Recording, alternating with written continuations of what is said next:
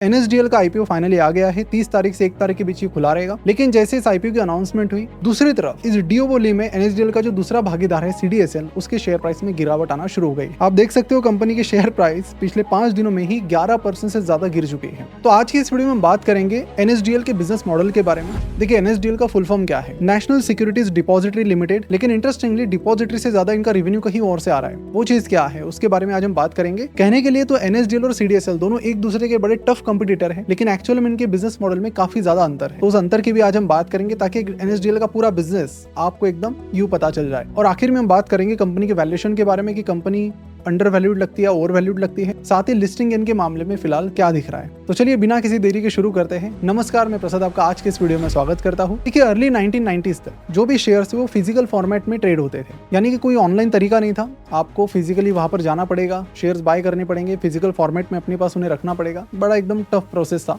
बाद में इसे पूरी तरह से ऑनलाइन किया गया और यहीं से शुरुआत हुई दो प्लेयर्स की, सीडीएसएल और एनएसडीएल की। सीडीएसएल बीएससी प्रोमोटेड है तो एनएसडीएल एनएससी प्रोमोटेड है। हालांकि एनएसडीएल के और भी प्रोमोटर्स हैं जैसे कि IDBI, state bank of India, HDFC bank, इनका भी अच्छा खासा स्टेक एनएसडीएल में है।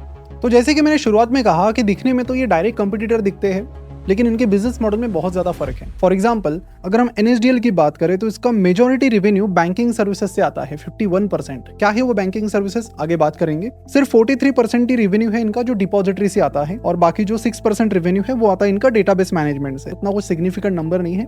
वहीं पर अगर हम सीडीएसएल की बात करें तो सीडीएसएल का लगभग 80% रेवेन्यू डिपॉजिटरी सर्विसेज से आता है। तो फर्क काफी क्लियर है। और सीडीएसएल का बैंकिंग सर्विसेज से कोई रेवेन्यू नहीं आता है। तो बैंकिंग सर्विसेज रेवेन्यू एक बहुत बड़ा डिफरेंशिएटर है इन दोनों के बीच में। तो इस बैंकिंग सेगमेंट की अगर मैं बात करूं तो एनएसडीएल की एक सब्सिडियरी कंपनी है जिसका नाम है एनएसडीएल पेमेंट्स बैंक, यानी इनकी खुद की एक पेमेंट बैंक है। और पेमेंट बैंक की बात आती है तो वहां पर डिपॉजिट्स ले रहे हैं। पेमेंट बैंक से तो उस तौर पर बहुत सारी सर्विसेज ऑफर करते हैं जैसे कि सेविंग अकाउंट, पेमेंट सर्विसेज और बाकी कई सारे फाइनेंशियल प्रोडक्ट्स। यानी कि थोड़ा सा डिटेल में बताओ तो कंपनी का रेवेन्यू लगभग 1400 करोड़ का है और उसमें से लगभग 51% रेवेन्यू यानी 719 करोड़ का रेवेन्यू इनका एनएसडीएल की पेमेंट बैंक से आया है। इंटरेस्टिंग बात यह है कि अभी कुछ साल पहले ही इन्होंने ये बिजनेस शुरू किया। 2-4 साल पहले देखे तो 8-10% का इनका रेवेन्यू यहाँ से आता था, लेकिन ये बिजनेस इनका बहुत तेजी से बढ़ रहा है। और इसीलिए ओवरऑल एनएसडीएल की अगर आप टॉप लाइन देखेंगे, रेवेन्यू देखेंगे तो वो भी आपको बहुत तेजी से बढ़ती हुई दिखेगी। फॉर एग्जांपल 2020 में जहां इनका रेवेन्यू 326 करोड़ का था, वो अब 2025 आते आते 1420 करोड़ का हो चुका है। यानी कि पिछले 5 साल में इनका रेवेन्यू कंपाउंडेड सालाना 34% से बढ़ा है। तो यहाँ पर आप स्क्रीन पर देख सकते हो कि 2022 में इनके एनएसडीएल पेमेंट्स ने 300 करोड़ का रेवेन्यू बनाया था, जो अभी 2025 आते आते 722 करोड़ पर आ चुकी है। यानी काफी तेजी से यहाँ पर ग्रोथ हो रही है पेमेंट बैंक्स में। लेकिन यहाँ अगर आप नेट प्रॉफिट वाले कॉलम को देखेंगे तो कंपनी यहाँ पर प्रॉफिट कमाने के लिए स्ट्रगल कर रही है। तो एक चीज तो आपको पता चलेगा कि ये सेगमेंट बहुत अच्छा परफॉर्म कर रही है। ये तो हो गई इस चीज की पॉजिटिव साइड। असली पिक्चर अभी बाकी है। नेट प्रॉफिट पर अगर हम आते हैं तो आप देख सकते हो कि 2022 में जो 8 करोड़ लॉस में थी, धीरे धीरे प्रॉफिट में भी आई है। तो 722 करोड़ पर इन्हें प्रॉफिट हुआ है मात्र 2 करोड़ रुपए का। यानी कि अगर शॉर्ट में बताऊं तो एनएसडीएल को पिछले फाइनेंशियल ईयर में 343 करोड़ का प्रॉफिट हुआ है। उसमें से 2 करोड़ का कंट्रीब्यूशन इस पेमेंट बैंक का है, जहां से कंपनी का 51% रेवेन्यू आया है। और जहां से 59% रेवेन्यू आया बचा हुआ, वहां से कंपनी मेन प्रॉफिट बना रही है। यानी उनका डिपॉजिटरी बिजनेस ऐसा है जहां से वो बहुत अच्छा प्रॉफिट कमा रहे हैं। वीडियो में आगे बढ़ने से पहले आपको एक बात बोलना चाहूंगा कि आप एक चीज मिस कर रहे हो। वो क्या? तो ढेरों सारा कैशबैक पाने का मौका while doing UPI payments via credit card. लेकिन अब नहीं, क्योंकि क्रेडिट पे से आपको मिलेगा 2% अनलिमिटेड कैशबैक सारे यूपीआई स्पेंड्स पर। यूपीआई लिंकिंग के बाद रुपे क्रेडिट कार्ड की जो डिमांड है वो एकदम पीक पर चल रही है। इसी के चलते रुपे क्रेडिट कार्ड का जो मार्केट शेयर है वो पिछले 2 साल में 3% से 24% हुआ है, यानी 8 गुना बढ़ा है। तो क्रेडिट पे ने यहाँ पर लॉन्च किया एक simple no nonsense UPI credit card जो लाइफ टाइम फ्री है और 2% का अनलिमिटेड कैशबैक आपको देती है यूपीआई स्पेंड पर। और हाँ, ये yes bank RuPay credit card life time के लिए आपको फ्री है। यहाँ पर ना कोई ज्वाइनिंग फी है, ना ही कोई एनुअल फी तो कुछ नहीं है। ऊपर से आपको मिलता है 1000 रुपीज का cashback as a joining bonus on linking the card to credit pay UPI. और इस क्रेडिट कार्ड में आपको 50 डेज इंटरेस्ट फ्री पीरियड भी मिलता है। इस कार्ड पर जो रिवॉर्ड है वो डबल है। क्रेडिट पे की तरफ से आपको यूपीआई कैशबैक मिलता है और यस बैंक की तरफ से आपको मिलते हैं रिवॉर्ड पॉइंट्स जब आप बाकी कैटेगरीज में स्पेंड करते हो। इसी के साथ आपको 1% फ्यूल सरचार्ज वीवर भी मिलेगा। और जैसे कि आप स्क्रीन पर देख रहे हो, क्रेडिट पे से मिलने वाले कैशबैक को यूज करके आप ढेरों सारी शॉपिंग, ओटीटी और बाकी एप्स पर डिस्काउंट के लिए भी उसे यूज कर सकते हो। जैसे Amazon और बाकी ऐप पर 6% तक का डिस्काउंट ले सकते हो। Using your cashback, Myntra Disney Hotstar पर 12%, डोमिनोज पर 24%, सोनी लिव पर 60% और स्विगी वन पर 100% तक का डिस्काउंट आप यहाँ पर ले सकते हो। और यही नहीं, आने वाले टाइम में आप इनके कैशबैक्स अपनी यूटिलिटी बिल्स और बाकी कई सारी चीजों के लिए यूज कर सकते हो। तो इंतजार किस चीज का, आप ये डिस्क्रिप्शन और कमेंट में दी गई लिंक पर क्लिक करके क्रेडिट पे का ऐप डाउनलोड कीजिए और यूपीआई क्रेडिट कार्ड के लिए अप्लाई कीजिए। तो चलिए अब आगे बढ़ते हैं। अगर इनके डिपॉजिटरी बिजनेस को देखा जाए तो ये नंबर्स आप देख लीजिए। 2021 में NSDL के पास 2.15 करोड़ डीमैट अकाउंट्स थे, जो अगले साल 25% से बढ़कर 2.76 करोड़ हुए।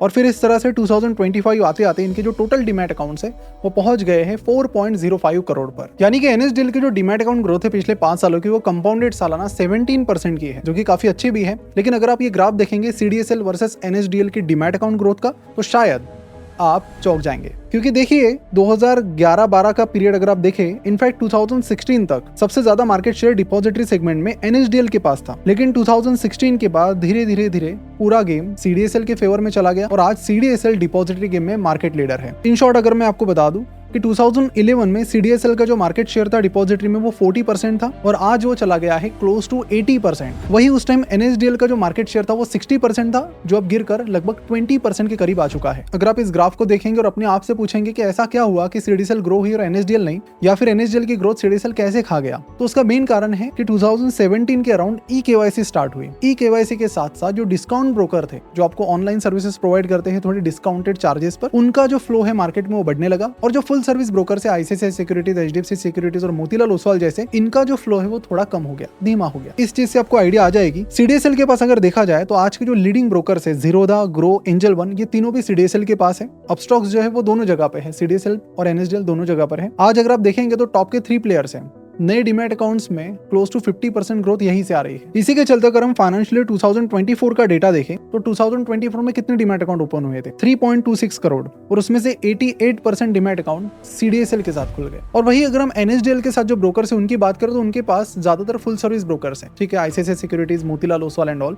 अब ये जो प्लेयर्स है, ये फुल सर्विस ब्रोकर्स है, इनकी जो स्पीड है, रफ्तार है, वो उस तरह से नहीं रही जितनी डिस्काउंट ब्रोकर की रही है। और इसी के चलते हमें पता चला कि CDSL की ग्रोथ हुई है। हालांकि इनका मार्केट शेयर कम हुआ है, लेकिन फिर भी अगर आप देखेंगे तो एक पॉजिटिव चीज है अभी भी कि इतना सब होने के बावजूद भी कंपनी का जो प्रॉफिट है वो बढ़ा है। इट वाज 125 करोड़ इन 2020, वहां से बढ़कर ये अभी 343 करोड़ पर आया है। अब आप सोचेंगे कि इसका मार्केट शेयर तो कम हुआ, फिर प्रॉफिट तो कम होना चाहिए, लेकिन आपको बता दूं कि डीमैट अकाउंट की ग्रोथ ही इतनी तेजी से बढ़ रही थी कि इतना सब कुछ होने के बाद मार्केट शेयर गंवाने के बावजूद भी 17% कंपाउंडेड सालाना ग्रोथ से NSDL के पास डीमैट अकाउंट खुले। और इसी का फायदा ये हुआ है कि अराउंड 20% की ग्रोथ कंपनी ने पिछले 4-5 सालों में दिखाई है, बहुत रेवेन्यू और प्रॉफिट सेगमेंट में। अब बात करते हैं वैल्यूएशन की। शॉर्ट टर्म और लॉन्ग टर्म दोनों की हम बात करेंगे। शुरुआत करते हैं लॉन्ग टर्म से। लॉन्ग टर्म की बात करें तो कंपनी का मार्केट कैपिटलाइजेशन निकल कर आ रहा है लगभग 16,000 करोड़ रुपीस, जिस हिसाब से कंपनी का जो प्राइस टू अर्निंग रेशियो है वो है 46 का प्राइस टू अर्निंग रेशियो अगर कंपनी को जस्टिफाई करना है तो मुझे लगता है इनको अपने NSDL पेमेंट बैंक के बिजनेस में बहुत कुछ करने की जरूरत है। क्योंकि इस तरह से अगर प्रॉफिट दबा रहेगा तो इस वैल्यूएशन को जस्टिफाई करना डिफिकल्ट है। कि अभी क्या हुआ है कि डीमैट अकाउंट की जो ओवरऑल ग्रोथ है वो कम हुई है। अब तक तो सारी चीजें सही थी, लेकिन यहाँ से एक ओवरऑल डीमैट अकाउंट ग्रोथ काफी धीमी हुई है। और इस चीज को आप कंपनी के पिछले 1 साल की जो ग्रोथ है, रेवेन्यू ग्रोथ, उसके हिसाब से समझ भी सकते हैं। जहां पर पिछले 5 सालों में कंपनी की रेवेन्यू ग्रोथ कंपाउंडेड सालाना 34% की रही है, वहीं पर पिछले 1 साल की ग्रोथ देखे तो मात्र 12% की रही है, क्योंकि ओवरऑल डीमैट अकाउंट ग्रोथ में काफी धीमापन एक आ गया है। नंबर 1। नंबर 2, अब धीमापन आ गया है, उसमें भी ज्यादातर ब्रोकर CDSL के पास है, तो ये धीमापन आने वाले टाइम में भी जारी रहेगा। यहाँ पर एक ही चीज कंपनी यहाँ पर कर सकती है कि जो बड़े बड़े ब्रोकर्स हैं उनको अपनी तरफ लाना, या फिर कुछ तो भी और सोल्यूशन ढूंढना। अब ये हो गया एक हिस्सा पार्ट का। सेकंड हिस्सा ये है कि इनका जो पेमेंट बिजनेस है, जहां से इनका 51% रेवेन्यू आ रहा है, उस बिजनेस को देखा जाए, हम इसे बाकी प्लेयर से कंपेयर करके देखते हैं तो यहाँ पर Airtel payments, Fino payments, India post payments, ये कुछ बड़े प्लेयर्स हैं।